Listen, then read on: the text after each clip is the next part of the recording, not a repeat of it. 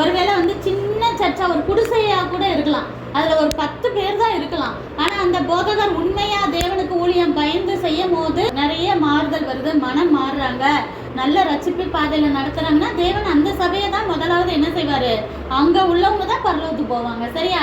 2 பேர் கொஞ்சம் சின்ன சின்ன சண்டை போடலாம், இது பண்ணலாம், அதை பற்றி கவலை இல்லை. ஆனால் நிறைய பேர் பார்க்கும்போது ஒரு மனதாக இருக்காங்களான்னு பார்க்கணும். ஏன்னா சில சர்ச்செலாம் நான் கேள்விப்பட்டிருக்கேன், கேஸ்ட் வைஸ் தான் அந்த சர்ச்சுக்குள்ளேயே போவாங்களாம்.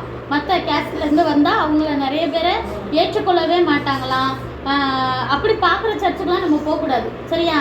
கேஸ்ட் பார்க்குறது, பணக்காரனா ஒரு மரியாதை கொடுப்பாங்க ஊழியக்காரங்களே விசுவாசிகள்கிட்ட, ஏழையாக இருக்கான்னா அவன்கிட்ட ஒரு மாதிரி பேசுகிறது, இல்லை அழகாக இருக்கிறது, திறமையாக இருக்கிறது, இதை வச்சு ஒரு ஒரு சர்ச்சில் வந்து நம்மளை பார்ஷியாலிட்டி பார்க்குறாங்கன்னா அந்த சர்ச்சுக்கெலாம் நம்ம போகக்கூடாது. சரியா?